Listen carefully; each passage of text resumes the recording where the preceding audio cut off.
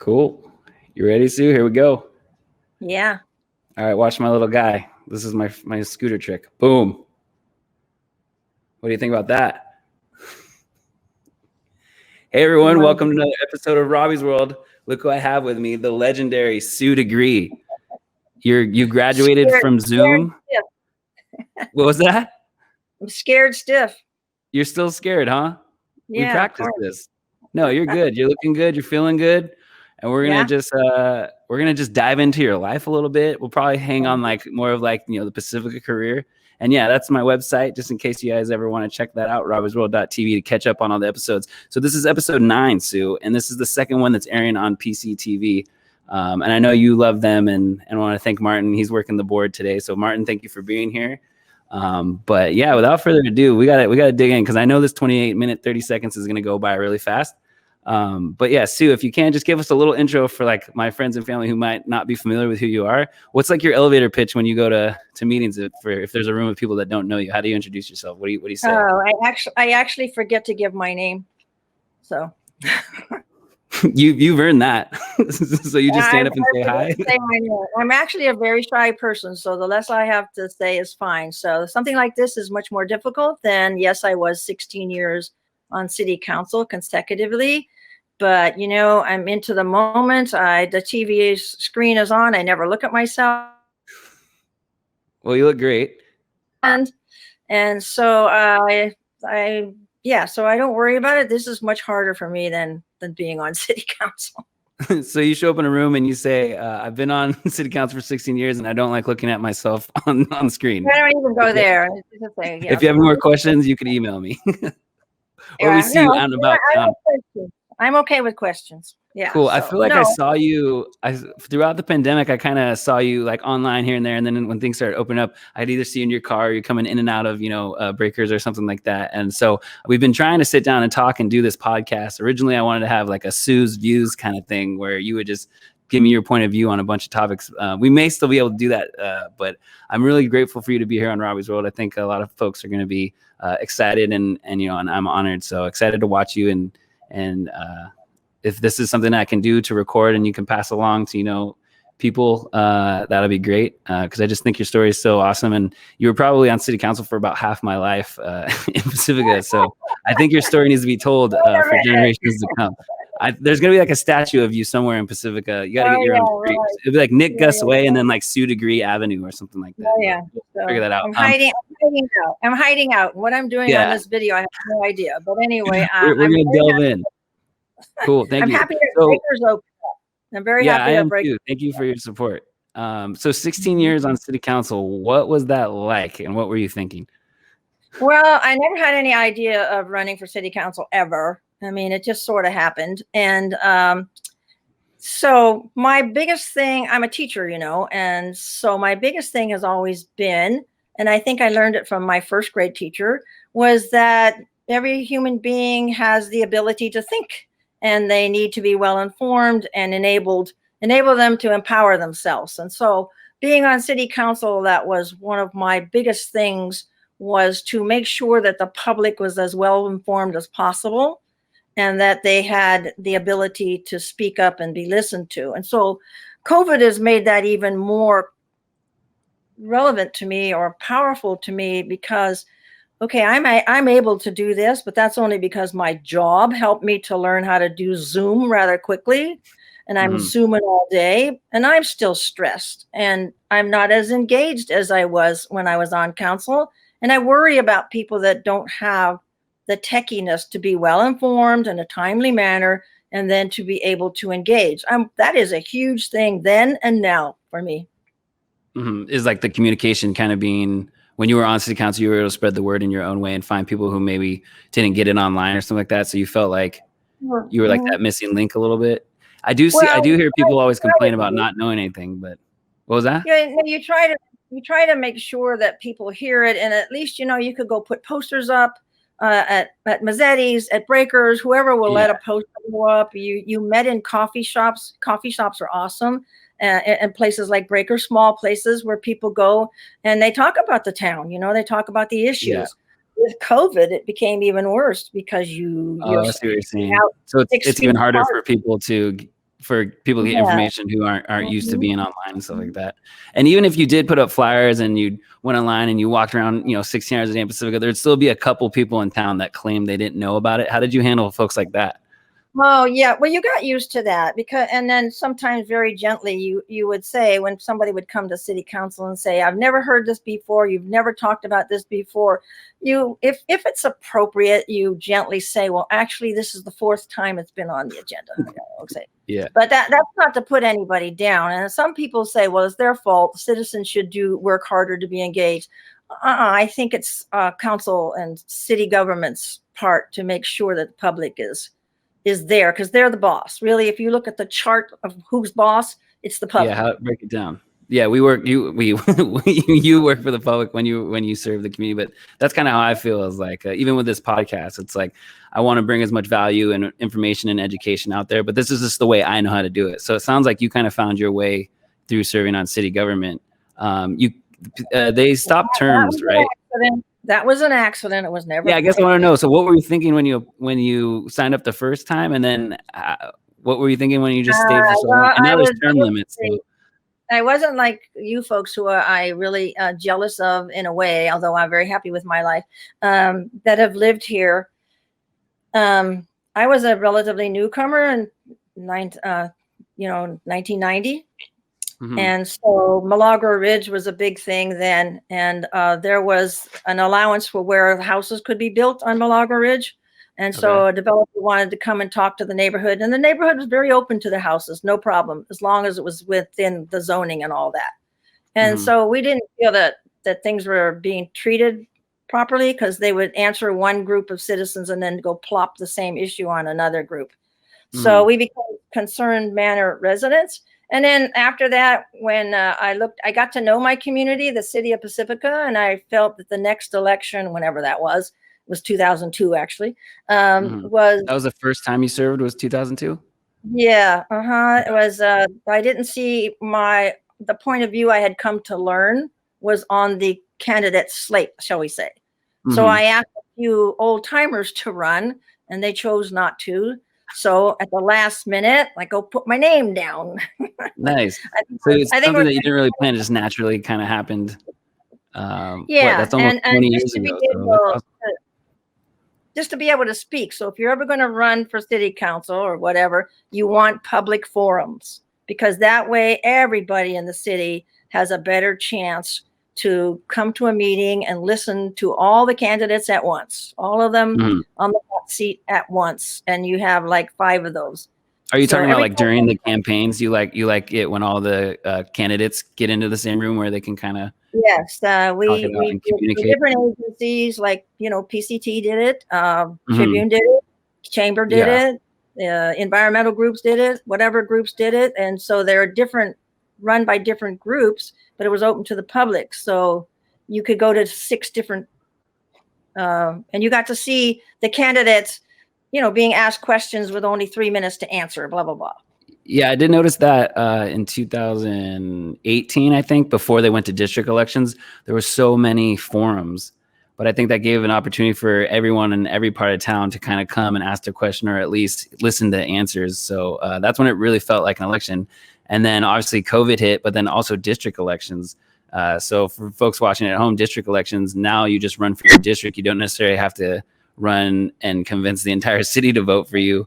You just kind of have to do your district. So what was your opinion on like district elections? Like, were you involved with that coming in or were you already off? I think the philosophy behind district elections is to encourage the public, right? That may have thought intimidated, and it doesn't have to mean that you're intimidated because of your race or your color, your religion, or even your age.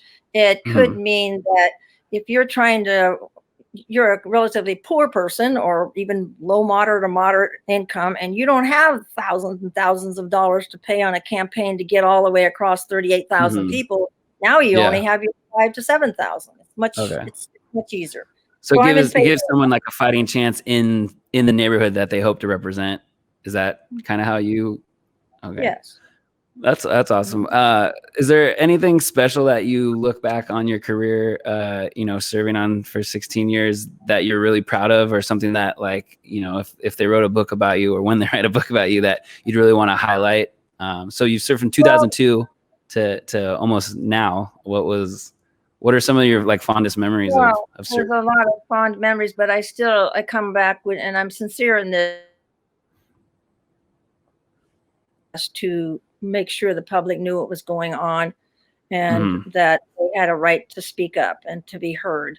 And Yeah. that's not easy to do. And sometimes there's a lot of stuff to think about on council, and you're depending on staff and your own research, but listening to the people and hopefully hearing them well and in time to make the right decisions is it's the power of the people. That's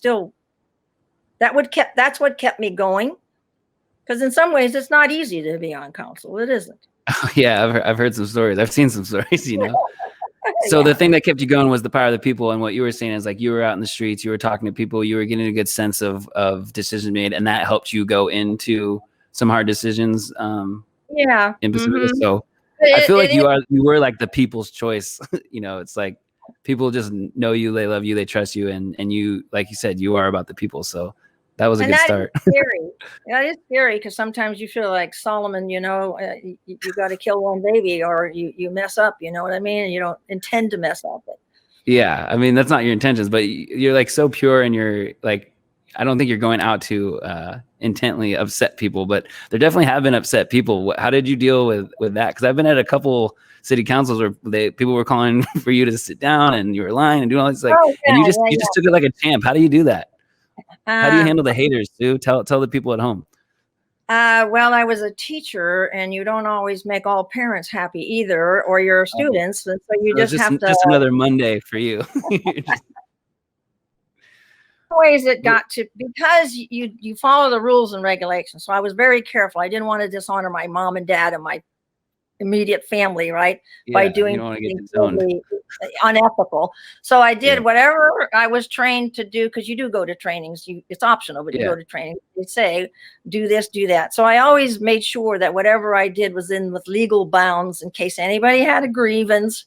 So when they yeah. came after me with a big grievance, which was downright scary, I was able to say to everybody, don't panic. I'm not going to panic. I don't need to hire an attorney. I Yeah, did you did your everything. homework.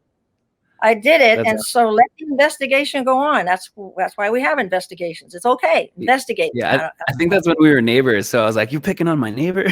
Like, so that's when I started to really get to know you, because I just moved back during that time, and we had lost our house, and the recession, and Yeah. we were in and out of apartments, the mobile home park, and so I was just still trying to figure out what was going on with my personal life, opening breakers, but then getting more involved with like the Pacifica Resource Center, and showing up to city council meetings and stuff like that.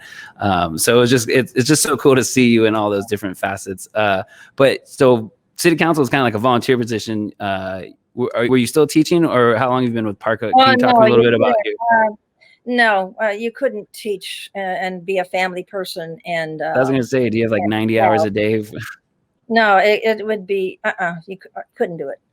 Okay, so Couldn't do when it. did you stop teaching, and then when did you start at Parka? And then we can do a little plug for Parka, and we'll Yeah, put the so website up for them and stuff. Cool. I wanted to be a teacher ever since I was in the first grade. I was really impressed by my first grade teacher, who I thought was, listened, and really life was creative. I just loved learning. So that's Yeah, kind of what the model was. And I started teaching, I think, in 1964. hell And of a year, I heard. I think this jacket is from 1964, so that's why I wore it for you. well, it's the best thing. And then my fourth child had a disability, but I was a stay-at-home mom, so I did tutoring at home. I wasn't Okay. teaching when I was raising my kids until they went to school, and I wasn't busy during the day. So when my Hmm. son, my youngest, was in Terra Nova High School, and a happy Nice. guy, he has Down syndrome. I had to worry about if we died, mom and dad died. What's he going to do outside of high school? Where's he going to Hmm. work? I mean, what are his Yeah, chances? where can he survive? Where can he thrive? And not have to Yeah, depend on you, right? so it was housing, transportation, recreation, medical, whatever, Yeah. work. And so then I needed a part-time job. I mean, I have to contribute a little bit, right, to the family. So I went to Yeah. Parka because I'd been there since his birth. And I hit it off with the person in the intake person, the secretary. I hit Uh-huh. it off with her, so I wouldn't get called back, and I'd go to her, and she said, "You mean he hasn't?" Oh, you're turning the heat up on him. I owe her a lot. So they finally, after many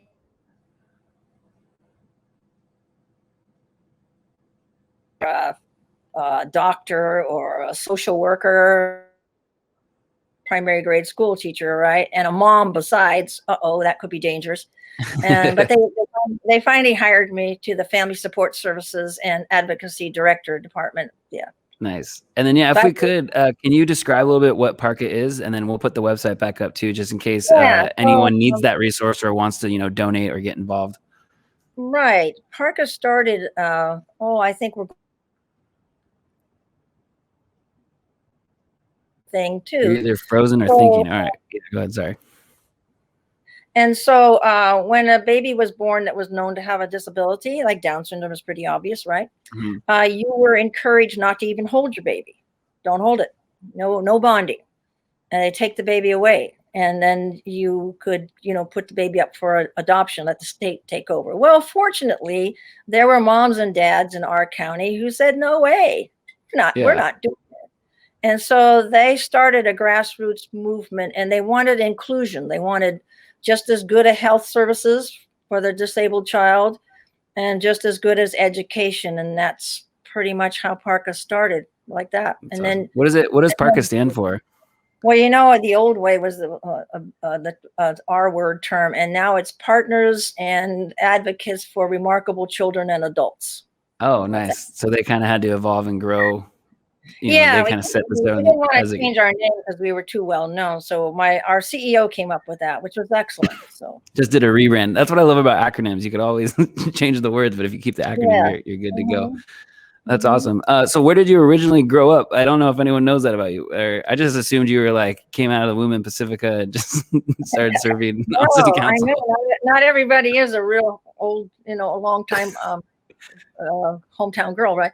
My dad was Navy, and the war broke out, right? So both families were Ohio families. And when my father was at an unknown destination out in the Atlantic somewhere, super secret, top secret spy mission stuff. Yeah. So he didn't know, and we didn't know where he was. He didn't know where I was born.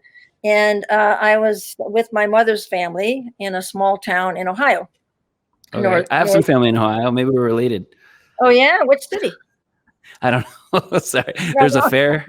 There's a fair, and there's pigs, and they have a big backyard with a trampoline and a pool. I'll figure it out. Oh, cool. Yeah. Not Cleveland. What city were you in? Near Youngstown. I was born in Youngstown, but it's a little suburb outside of Youngstown. It became a steel town because of the war, but we didn't have. I'll ask my mom where we were from in Ohio. Yeah. So when did you came into Pacifica? What, 19? Yeah. So he was Navy. So we moved every 2 years, wherever there was a body of water. Okay. So I was able to go to Hawaii. Nice. Spent 2 years in Hawaii. Was twice in Japan. Lived in the Great Lakes areas, live on the Atlantic coast and the Pacific coast. So I'm really thrilled to be in Pacifica because it's ocean, right? A Navy. But did your parents made the call, or you had a husband over here? When? No, 2000. We arrived in San Francisco because of my father's job. We were in Japan, and he got an opening. It was a plum job. San Francisco was a really great job. He was with safety. MSTS, Military Sea Transportation Safety. And so that was a great job for him. And that's how we arrived here. And then Pacifica, I got here because I could afford it. Gotcha. And so when did you meet your husband and started a family? Was that already, were you already in Pacifica or no? Yeah. We met through Horses in the Quarry. Oh, nice. Yeah. So it's a little love story. Yeah. And every Thursday night, I don't know if you knew this, but every Thursday night, we would, whoever owned trailers, we would trailer horses over to Huddart Park, which was the Horsemen's Association would give lessons. First, the kids rode their horses and got lessons for $1 insurance, and then the adults. And we had a horse show and all that. That was every Thursday night for a certain season. That was the thing to do, and then you guys would go get coffee or something, or go to the drive-ins after or something. Like Easter morning, you got up early and rode up on the ridge, Sweeney Ridge area. Do you still ride horses over at Shamrock Ranch or anything? Or no? We're both talking about getting back to horse riding. Yes, that's awesome. I love it. Yeah, why too not? late. I babysat a horse at Shamrock Ranch because that's where my mom lives. So, middle school, probably around the time you ran for your city council spot, I was bareback riding a horse over at Shamrock Ranch. Yeah, good for you, Rob. And then the Quarry is going to be a mega church now. What's up with that? You have any opinion on that? A mega church in the Quarry? Or not the Quarry? Sorry, at the stables. What are those called? Well, we had a lot of good times, the history of Pacifica, and you were talking about your article in the magazine. We're talking about our visitor center and the great things at Pacifica.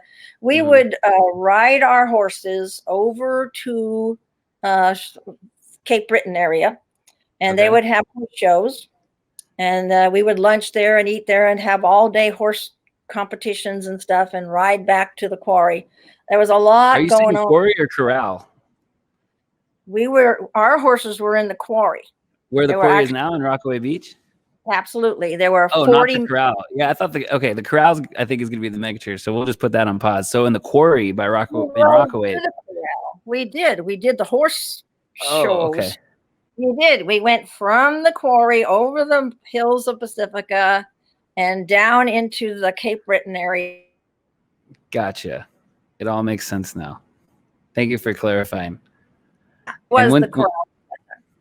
Okay, sweet. Yeah, I that was a wonderful thing. I hate to see it go. Well, we'll see what happens. You did mention the article in Coastside magazine. If you want to talk about that a little bit, we can get into that. You said you wanted some time, but before we get in there, I just want to know what you do for fun, or how do you stay so calm and so cool and so collective during some stressful times. What do you do to stay happy? Well, I tend to be a very optimistic person anyway. Thank you, God, for that. Very optimistic. And so, but being by the ocean, especially during COVID, I just get zooming so much. I'm just like ready to. Yeah. They call that Zoom fatigue. Yes. I have to get up and the body screams. Like, if you don't get outside and walk, we are going to explode right here in this living room. That's awesome. You got to move the body. I worked out a little bit before this, and it just keeps you motivated, keeps you good, keeps the blood flowing. But I have to be by the ocean. Maybe that's the Navy thing. I have to go down. I think people who are by the ocean are happier. I just have to walk the ocean. Now, what's your favorite spot? It's perfect. It's comforting. But I noticed what's your favorite spot what ocean do you like going to? Are you a Linamar person? You like going Sharp Park by the pier? No, I like right down here by the post office. You can walk pretty Esplanade? far. Yeah. All the way through the RV park. That's my walk too. I like it. The coastal trail goes there. I love the pier area, and to force myself a little bit for hills, and I'm wimpy, so I do the switchback. Do the switchback Rockaway, and I'm proud of you too. Yeah. We got 5 more minutes. What were you going to say, or do you want to just skip on over to the article and you can drill me a little bit? I'll the article actually, because you made some really interesting things in there. You said Pacifica or Rockaway, was either one it could be, but I think you said Rockaway has so much potential to be cooler than it is. Then I want to try to get there. And you said, I don't think everyone is working on the same page or even a minute. And so I was like, what does he mean by the decade? And then the other one was,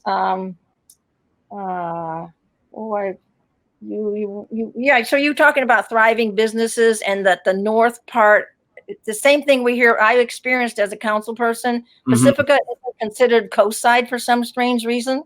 Yeah, we're the redhead stepchild, and you can notice that if you look on Coastside Gives this week, we're not even included. But if you look at the cover of the magazine, it says the coastside is from Pacifica to Pescadero. But how come Pacifica is not involved in Coastside Gives? No kidding. Seriously? Think about that one, Sue. I had to fight that off for the 16 years. Somebody would call me up and say, they won't let us in, but I just think no one's having the talks. Like you said, we got to have a cup of coffee and maybe figure out why Pacifica is like kind of in, kind of out. Are we sitting at the same table? I'm not sure. Yes, to clarify the first quote, because I don't want to run out of time, but we could do a third one right after this. You cut out a little bit, but I think you said everyone's not even on the same page. They might not be on the same decade, and you wanted me to Yeah. explain the decade part. Yeah. I think the going joke around Pacifica is like kind of like we're kind of stuck in the past a little bit. So the things that always worked, can be improved on, and we can't get stagnant. We can't just stay, we were the best kept secret, but now there's a thing called the internet. So people are discovering Pacifica. There's new money coming in. So we can't act like this is 1985 anymore.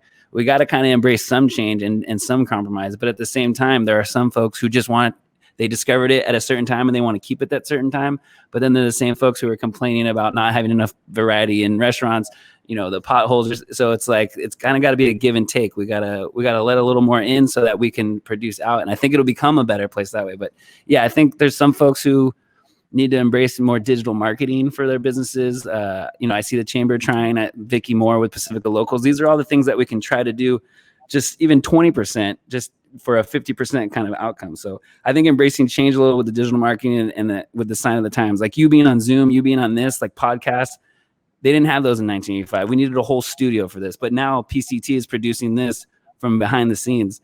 So that's why I say we're not all operating in the same decade, because there's a lot of technology that some folks are afraid of, and maybe there's a little insecurities. But like you're still scared stiff, but you're doing it. And so I would like to see more people in Pacifica, more leaders take risks and get uncomfortable, get out of their comfort zone, because I've been doing that and I've seen people do that and I've seen other cities do that, and 10 and a half times out of 11 or 9.5 times out of 10, it is paying off. So yeah, embrace technology and make it used for you. And the fact that you have so much experience and so much stuff from those old decades, and then you can retell your story. It's just like a new, fresh, experience for folks who maybe don't know you or don't know places. Like there's so many good stories like around town, but no one's gonna come knock on your door and be like, "Tell me your story," But they're on their phones, so we can access them where they're at. So that's kind of a Cliff Notes version of the not operating in the same decade, like kind of embracing change and experimenting on technology and telling your truths and then seeing what happens. So you would do really well with that because you're not hiding anything. What was that? The other thing is, I think we already are a destination for our recreation, our different sports and activities, hiking, biking, surfing. You taught me that. Foot traffic. Foot traffic. Oh, I'm sure I didn't teach you that. You know that. That's more. I think actually you were in one of my vlogs. We had food. We came to Breakers. We put the jack cheese, Pacifica jack cheese, and you were just all about foot traffic. But it's like capitalizing on the foot traffic. The foot traffic starts on the phone. That's the quote. If Martin, if you could type that underneath me right now, the foot traffic starts on the phone. That's what came out of this. So that's what I mean by not operating in the same decade. Like just experimenting a little bit with new technology and seeing how it can help your business, how it can help your city. Not all social media is bad. Not all technology is bad. So that was the decade part. You need them both. But I had one more thing I want to do because I'm excited about that, making us a destination or capitalizing on our destination, is to use that digital stuff that you're so good at, is to make our history and our culture part of our everyday life, that it's not stuck in some telling those stories. It's just storytelling, Sue. You used to only be able to do a book, but now you can read it. Now you can watch it. So we got 15 more seconds. Is there anything else that I should have asked you or that you want to say to the people at home? No, I think being brave and being engaged. I think it is our town, and you really need to get engaged and do your best. You're not always going to be in the dominant voice, but so what? You're part of the voice, and that's very important. And use your Tribune and your PCT. Those are very valuable assets, and we can make better assets for ourselves. So I agree. Let's roll the end credits. We went over a little bit, but Sue, it was so great talking to you. We might have to have a part 2. Thank you so much for being here. Thank you for the support. And everyone watching at home, go on Facebook, Spotify, Apple. I'm on Instagram at @TheRealRobbyB, trying to get that going. Thank you so much.